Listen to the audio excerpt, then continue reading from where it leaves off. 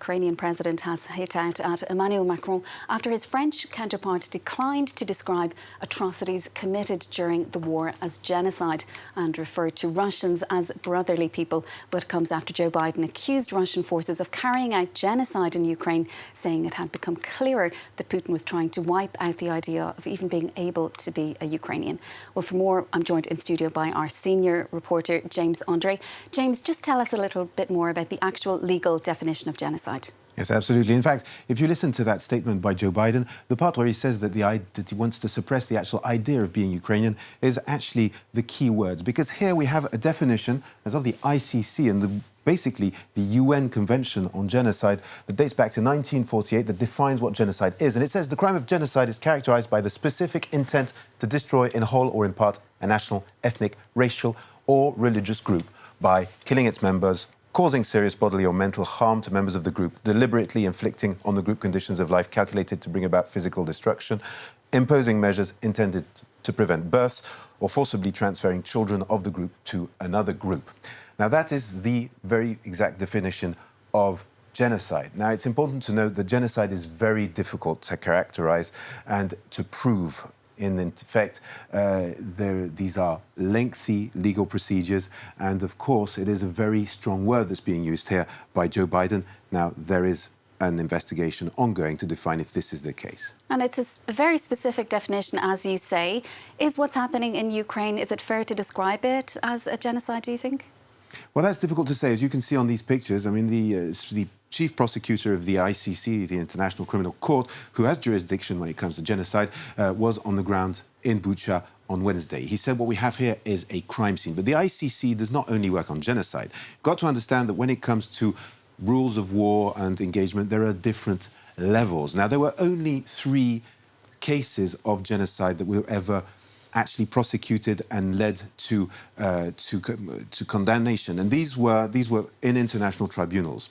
And those were Cambodia in the 60s, the Khmer Rouge massacre against the Shan and the Vietnamese minorities, Rwanda in 1994. That was actually the first conviction. 86 people were convicted when it came to Rwanda. And then it was Bosnia with the massacre of 8,000 Muslims in Srebrenica. But for example, if you take this specific case of Bosnia, well, localities around Srebrenica were very unhappy at this ruling, saying, but how about our villages? Was there not a genocide there? So it's very complicated to prove. But if you take the case of Bucha, to give you an idea, the ICC could, for example, say that there have been war crimes. War crimes would be if what happened in Bucha was a group of rogue soldiers who started attacking civilian populations, killing them, as it seems to be the case in Bucha. Well, that would amount to at least war crimes. War crimes can only take place in a war, and the indictment would be for just a specific person. Every soldier could be convicted of war crimes. Then you have crimes against humanity.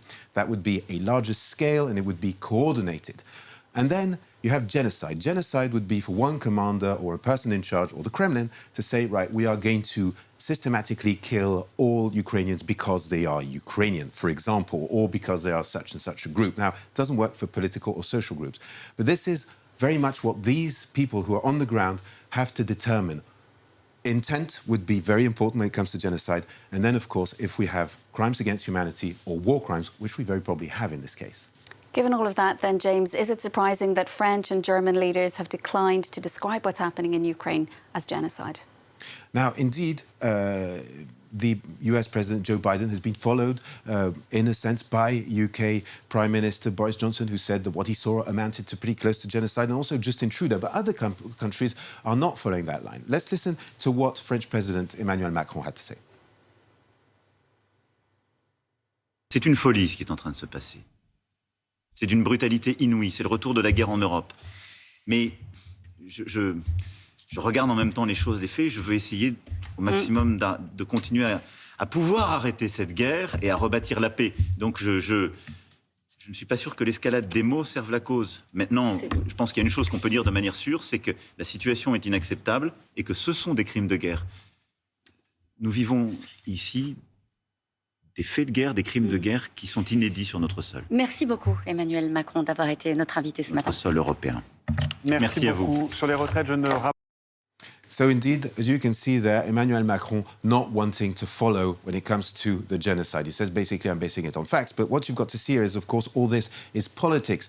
The American president is going full on, talking about a genocide. The French president and the German chancellor are taking a slightly different approach, simply because potentially what's at stake is not exactly the same. And Emmanuel Macron is thinking about eventual peace negotiations, or at least a negotiated exit from this war situation. And of course, you can't sit down and negotiate with someone who is accused of genocide. You wouldn't sit down with Hitler or Pol Pot. So, of course, the idea for the French president and Germany is also to try and keep doors open and to be able to sit around a table to try and solve this issue diplomatically.